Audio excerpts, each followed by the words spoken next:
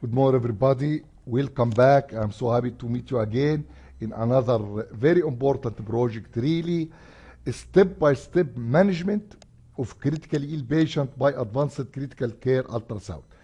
In this project, we need to know how to use the advanced critical care ultrasound in a step-by-step approach and organized way to get the benefit of your patient.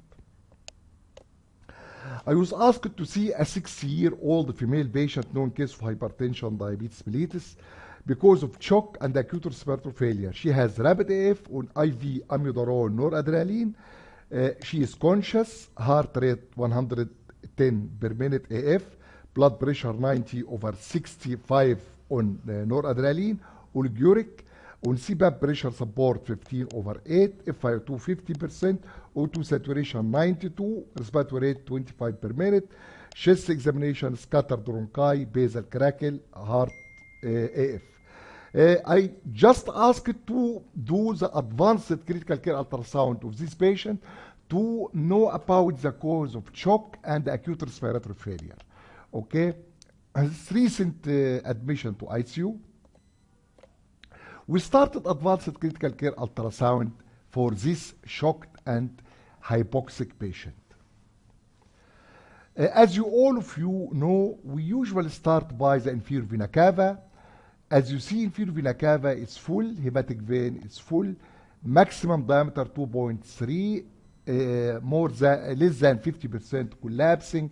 In this type of inferior vena cava, you should go to the heart to know what's going on, because this type of inferior vena cava make cardiogenic obstructive shock high on the list in this patient. This is long axis parasternal view. You see the right ventricle, left atrium. Left atrium is ballooning, is high in volume, maybe because of AF. This AF may be chronic.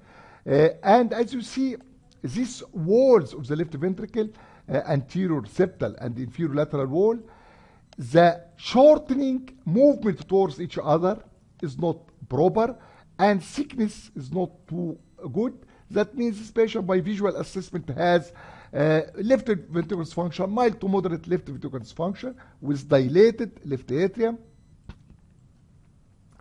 The 4-chamber view and some cuts 5-chamber. As you see, ballooning both atria make you think about the chronicity of the problem of this patient, maybe chronic AF, and the left ventricle is contracting, mild to moderate by visual assessment, dysfunction by visual assessment.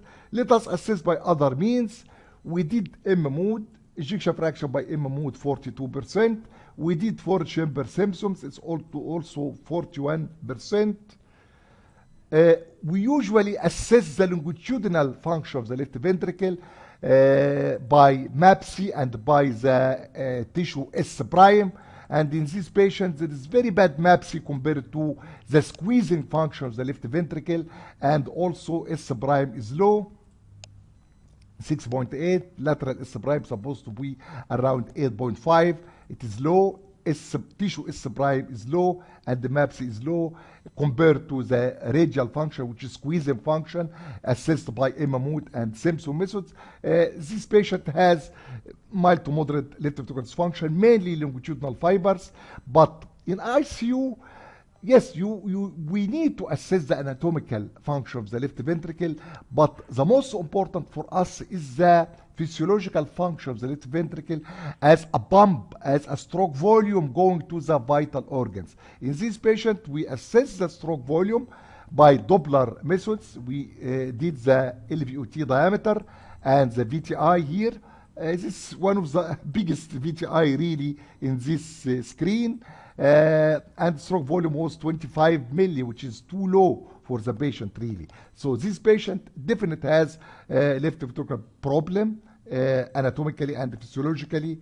And after you assess the left ventricle by all previous means, you need to know, is this left ventricle, is there is an acute element of this ventricle or left ventricle, or it's chronic process. Our patient has left ventricular diameter normal really and septum normal in diameter. That means there is acute event here in our patient.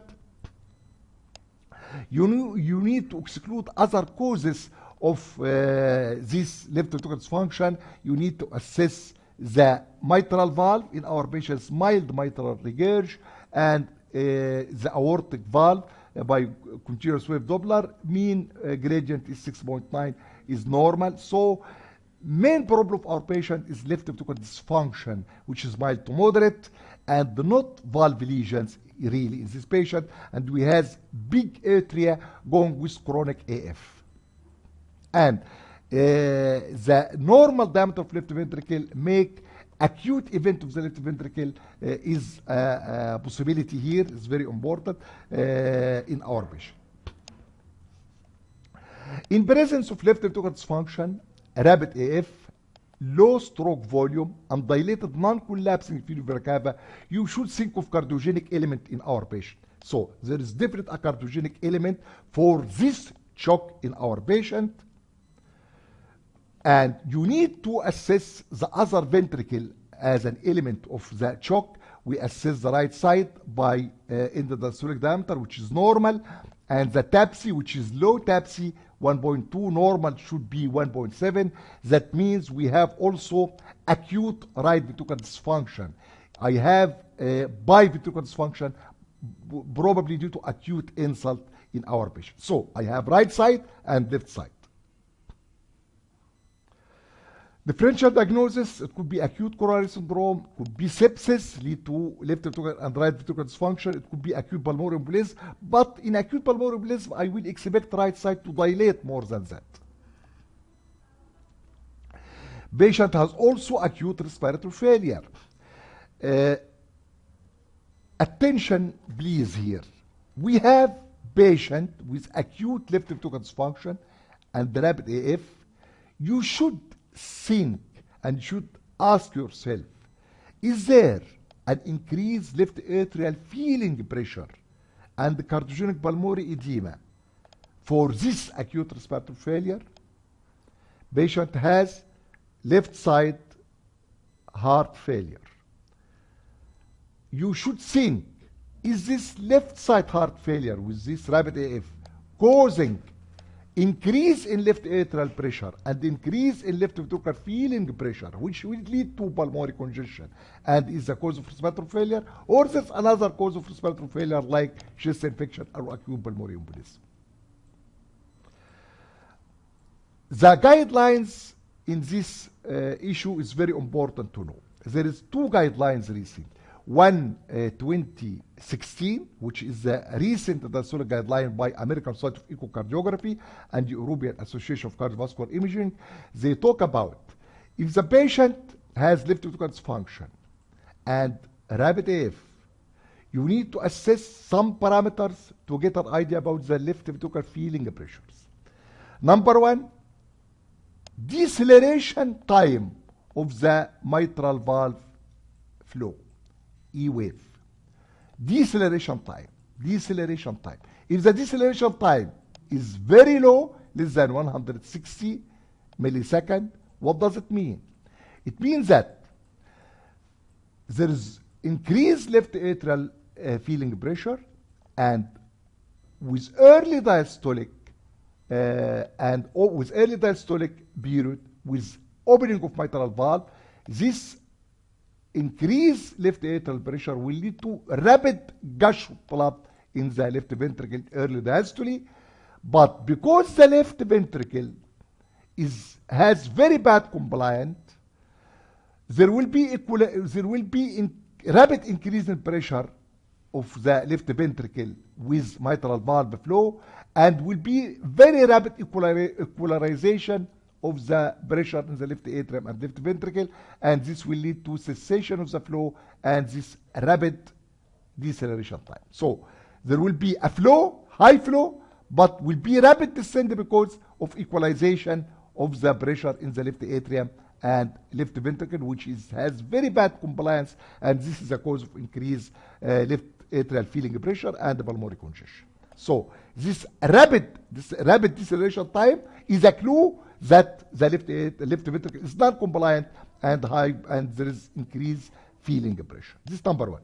Number two, you can measure the ratio of the E wave and the E prime, which is the tissue wave here, septal or lateral, and if the ratio is more than 11, that means it's going with increased left atrial feeling pressure and other parameters.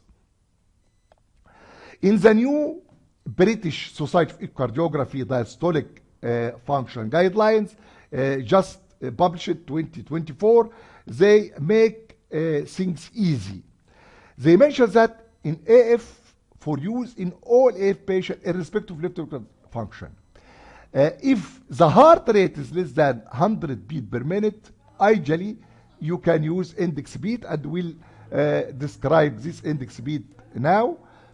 And if the heart rate is more than 100, you can get an average of 5 beats. Okay, you will look for the septal E over E prime. If it's more than 11, you will look for the mitral E velocity if it's more than 100 centimeters per second, and you look for the E deceleration type if it's less than 100 millisecond, and the tricuspid valve velocity, maximum velocity if more than 2.8 meters per second. If three of these parameters are positive, there is impaired diastolic function with increased elevated feeling pressures in the patient. If more than or equal three of these parameters negative, it's normal feeling pressure, and if non-conclusive, you will go to step 2. Okay. What is the index beat? Index beat, if the heart rate in AF is less than 100 beats per minute, the Doppler parameter can be obtained from a single beat if the two preceding RR interval are of similar duration within 60 milliseconds of another. You can use one, but if it's more than that, you will get an average of several beats. And in the British guidelines, they mention that in the setting of AF, greater variability of the RR interval result in greater variation of the lateral E velocity than that of the septal E velocity. It is therefore recommended that the E over E prime ratio is calculated using septal wall E prime alone. Okay, in our patient, because the heart rate is more than 100, we take several beats, and as you see, most of the E wave velocity of a patient is above 100, 114, 107, most of the E waves here, and the deceleration time is very short, is 83 milliseconds, less than 160, and with septal E primes, the E over septal E prime, you will see most were above 11, most above 11. So I have the deceleration time very short, I have the E wave above 100, and I have the E over septal E prime above 11, and also I have tricuspid regurg velocity above 280 centimeter per second. It's 307. So I have in my patient 4 of the 3 criteria are positive. That means our patient has increased left atrial feeling pressure. Attention please, our patient has cardiogenic shock with dilated non-collapsing pure vena cava and high left atrial feeling pressure. And you should ask yourself, it is a step-by-step approach. I diagnose left side heart failure, and I need to know that left side heart failure lead to left atrial pressure increase and increase left atrial feeling pressure. And after diagnosing left atrial feeling pressure, I will go to the end organ, which is the lung. I need to be sure that this increase in left atrial feeling pressure causes pulmonary edema. So I need to look for the lung, for this P line and smooth pleura, which is going with cardiogenic pulmonary edema. Here and here only I can say that left side heart failure is one of the cause of hypoxia. Attention. This is the last attention in our patient really, but it is a very advanced level of thinking you need to master. Does this mild to moderate left ventricular dysfunction with mild increase in rate of the AF cause this bad shock and decrease stroke volume to 25 milli And what's causing the right side, right ventricular dysfunction without dilatation? This is very tricky point. In this patient, I should think about another pathology, because right side, if the right side is dilated and weak, it's going with pulmonary embolism, and it's not the case. And the left ventricle only has mild to moderate dysfunction.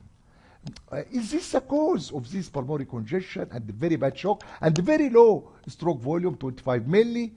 You should think for another pathology. Really, sepsis here is very important to exclude. And in our patient, this was the right lower lobe. It is completely consolidated, really, with mobile air bronchogram, with right side pleural effusion, going with very bad right lower lobe pneumonia as an initiating for all these problems, and this sepsis and the white cell count was very high. It's 34,000 with very high procal and CRB. It's going with very bad sepsis, and this sepsis makes this acute right ventricular dysfunctions and acute left ventricular dysfunction with AF, and this complicates the issue and lead to the shock and lead to the pulmonary congestion. And also there's another element of our patient. Really, it was mixed cardiogenic and septic due to pneumonia with an element of systemic congestion due to renal failure. Our patient was oliguric with rising serum creatinine. So this all the issues till now, because maybe another issue will be discovered by another investigation, but this is the job of advanced critical care ultrasound in a critically ill patient. You need to go step-by-step approach in each piece of your patient, and you will connect the pieces together to get the full idea and the full diagnosis and the management of your patient. Thank you for watching. See you in another point of care ultrasound in critically ill patient. Bye-bye.